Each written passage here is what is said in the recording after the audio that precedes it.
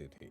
वहां अनेक लोग उनसे विभिन्न समस्याओं पर सलाह लेने और ज्ञान प्राप्त करने के लिए आते थे। जिस जंगल में वह रहते थे वह पत्थरों और कंटीली झाड़ियों से भरा था।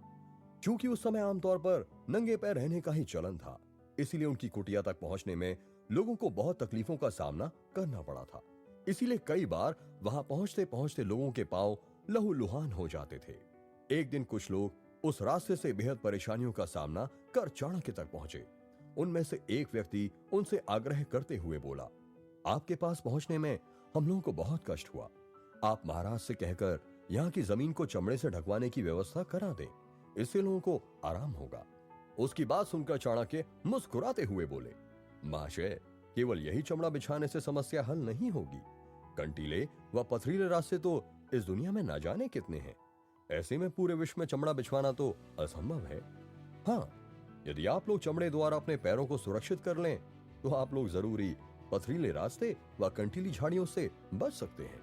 वह व्यक्ति सिर झुकाकर बोला, हाँ आचार्य जी, मैं अब ऐसा ही करूंगा। इसके बाद चाणक्य बोले, देखो, मेरी इस बात के पीछे गहरा अर्थ है। दूसरों को सुधारने के बजाय खुद को सुधारो, इससे तुम अपने काम में जीत हासिल कर लोगे और इस सिद्धांत को मानने वाला कामयाबी की बुलंदियों तक पहुंच जाएगा, जबकि दुनिया को नसीहत देने वाला जीवन में कुछ भी नहीं कर पाता। इस बात से सभी सहमत हो गए। क्या यह शिक्षा हमारे आज के आधुनिक जीवन में भी प्रासंगिक है? निश्चित तौर पर इसका जवाब हाँ है। आचार्य चाणक्य भारत का महान गौरव है और उनकी लिखी विश्व प्रसिद्ध पुस्तक संपूर्ण चाणक्य नीति ऐसे ही शिक्षा और ज्ञान से भरी हुई है, जिसमें व्यवहार संबंधी सूत्रों के साथ साथ राजनीति संबंधी ज्ञान और सबसे महत्वपूर्ण कूटनीति को शामिल किया गया है।